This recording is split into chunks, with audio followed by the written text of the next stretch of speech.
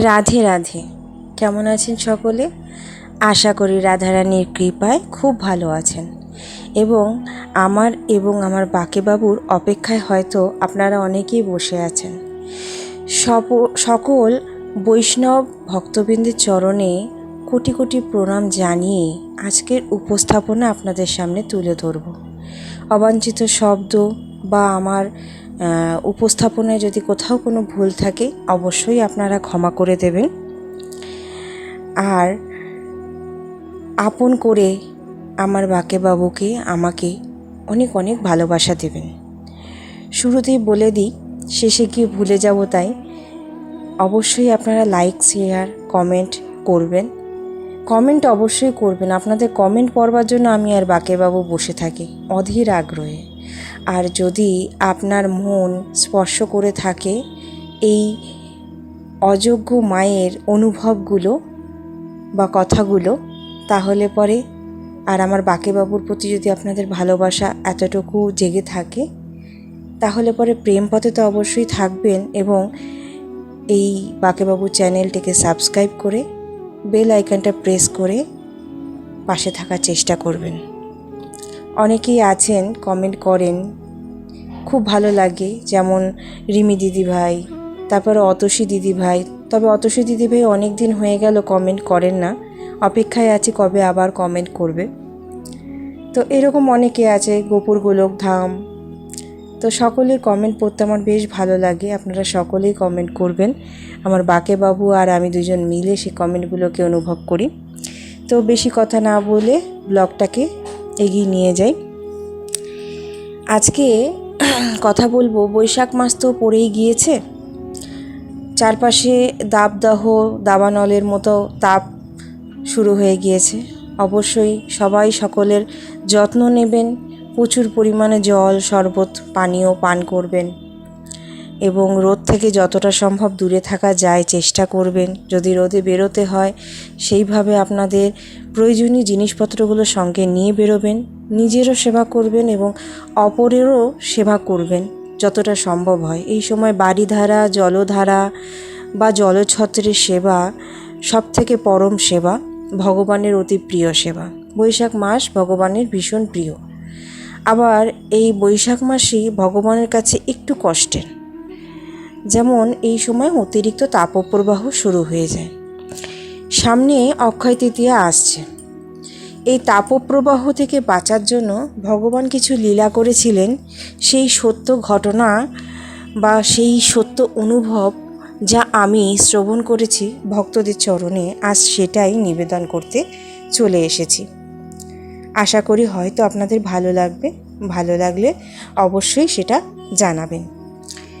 তো এই অক্ষয় তৃতীয়া থেকে পরপর 21 দিন পর্যন্ত ভগবানের চন্দনযাত্রা উৎসব চলে। সেই চন্দনযাত্রা উৎসব কোথা থেকে শুরু হলো, কিভাবে সেটা আমাদের গোটা ভারতবর্ষে ছড়িয়ে পড়ল, এখন তো গোটা বিশ্বেই চন্দনযাত্রা উৎসব পালিত হয়। মহান ঋষি মুনি সন্তদের হাত ধরে, আমাদের শ্রীলা প্রভুপাদের হাত ধরে সেটি বিদেশে বা অন্য সমস্ত দেশে বা গোটা বিশ্বে ছড়িয়ে পড়েছে।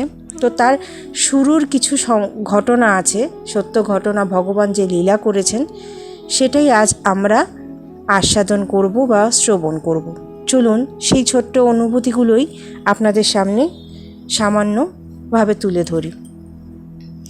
তো এই চন্দনযাত্রা চান্দ্র বৈশাখ মাসের শুক্লা তৃতীয়া তিথিতে শুরু হয়ে 21 দিন পর্যন্ত চলে।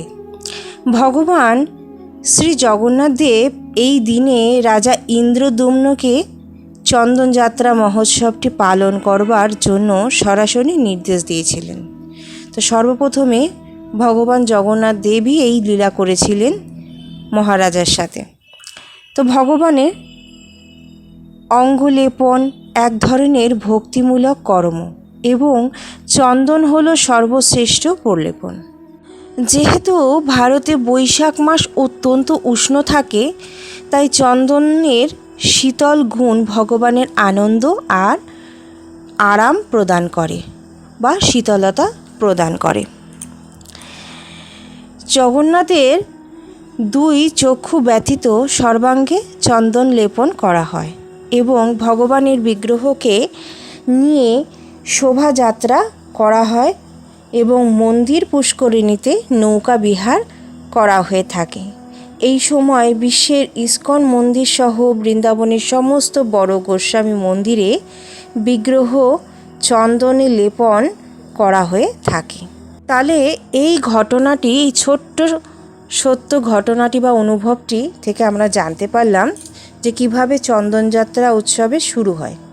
তবে এই চন্দনযাত্রা উৎসব কিভাবে ধীরে ধীরে সমস্ত ঘরে ঘরে পর্যন্ত প্রচলিত হলো সে সম্বন্ধে আমরা কিছুটা এবার শ্রবণ করি ভগবানের আরেকটি লীলার মাধ্যমে। সেখানে ভগবান শুধু চন্দনযাত্রার শুরু বা সূচনাই করেননি ঘরে ঘরে, এছাড়াও ভগবান তার থাকার প্রমাণ দিয়েছেন যে তিনি যে প্রতিটি ঘরে প্রতিটি গৃহে বিরাজমান সমস্ত শ্রী বিগ্রহ যে আমরা সেবা করছি, সেটি যে ভগবানের একটি কোমল শরীর, তাতে যে তার প্রাণ রয়েছে, সূক্ষ্ম প্রাণটি। এই যে ঘটনাটি আপনাদের সামনে তুলে ধরব, যে লীলাটি তুলে ধরব, তার মাধ্যমে আপনারা তার প্রকৃত প্রমাণ পাবেন। যারা ভগবানকে বিশ্বাস করেন না এমন কেউ যদি এইটা শ্রবণ করে থাকেন, তবে খুব মন দিয়ে শ্রবণ করবেন। এর মাধ্যম দিয়ে আপনি ভগবানকে উপলব্ধি করতে পারবেন আর ভগবান কি বলতে চেয়েছেন তাকে অনুভব করতে পারবেন। ভক্ত মাধবেন্দ্র পুরী, যিনি ছিলেন গৌড়ীয় বৈষ্ণব সম্প্রদায়ের একজন মহান ভক্ত, হয়তো অনেকেই তার জীবন কাহিনী বা জীবন লীলা সম্বন্ধে শ্রবণ করে থাকতে পারেন। তিনি যখন বৃন্দাবনে উপস্থিত ছিলেন, একদিন স্বপ্নে গোপালকে জঙ্গলে দেখতে পেলেন। গোপাল তাকে বলছেন, ভক্ত মাধব, মাধব, আমি জঙ্গলে মাটির নিচে শ্বাসরুদ্ধ হয়ে আছি, দয়া করে আমার স্থানটি খুঁড়ে আমাকে এখান থেকে উদ্ধার করে মন্দিরে স্থাপন করো।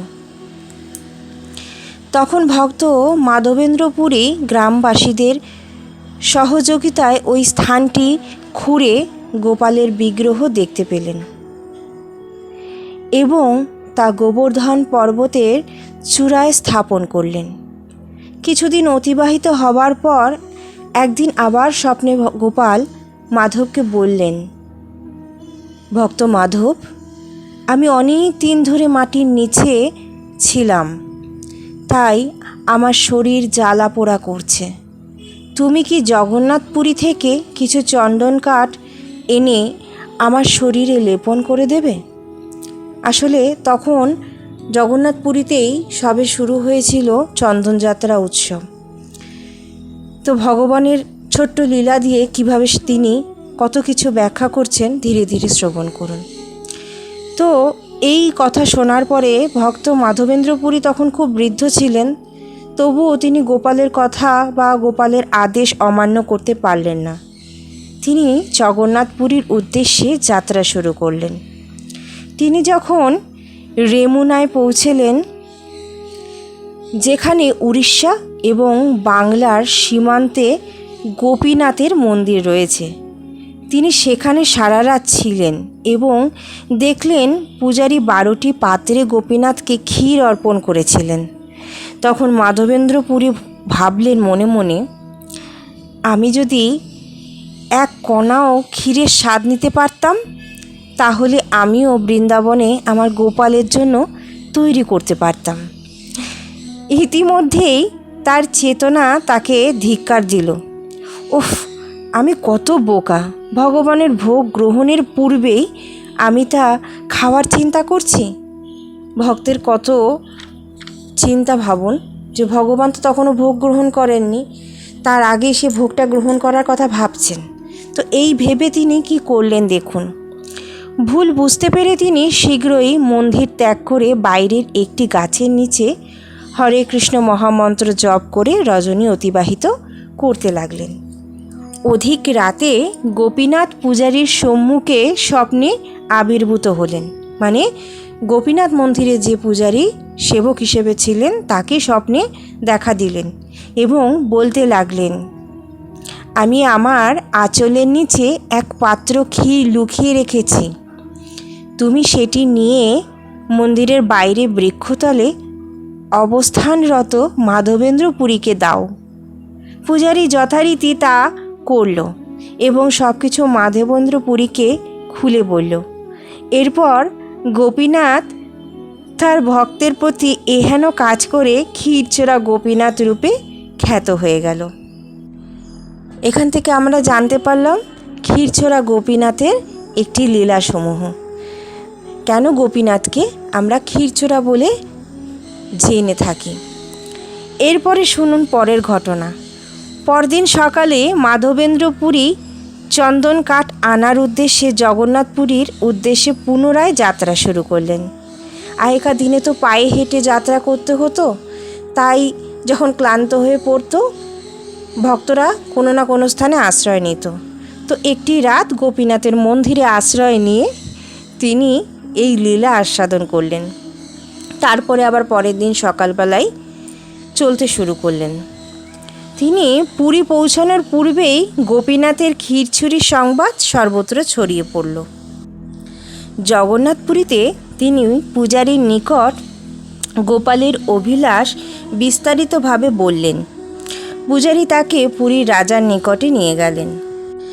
তার কথা শুনে রাজা তাকে এক মণ প্রায় 37 কেজি বিশেষ চন্দন দিলেন এবং 2 জন নিরাপত্তা কর্মীকে বললেন মাধবের যেন কোনোরূপ সমস্যায় পড়তে না হয়।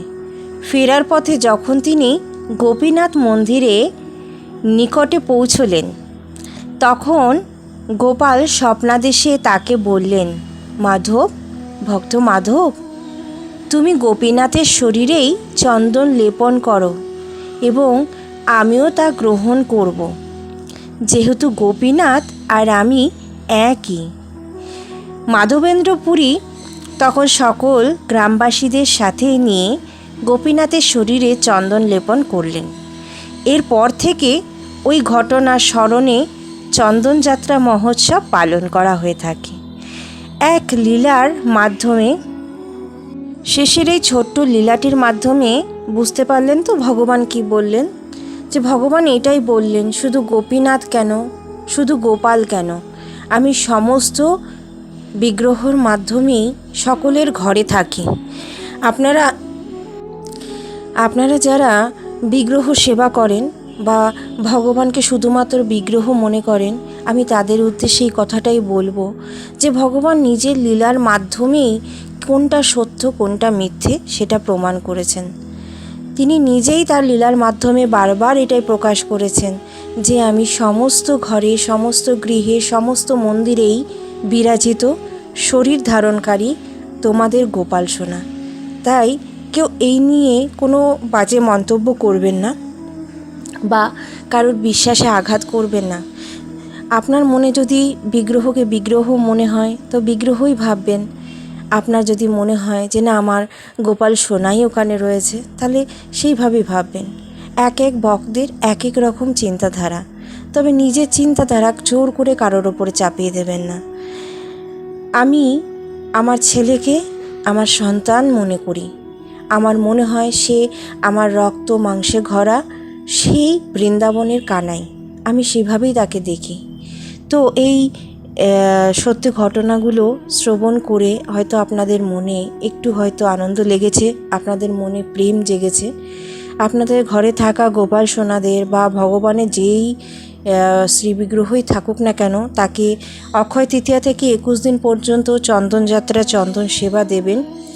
যদি পারেন সারা শরীরে লেপন করবেন। যদি অনেক অঙ্গরাগ যুক্ত বিগ্রহ থাকে বা গোপাল সোনারা যদি থাকেন অঙ্গরাগ যুক্ত, তাহলে চেষ্টা করবেন তাদেরকে চন্দন শৃঙ্গার করানোর।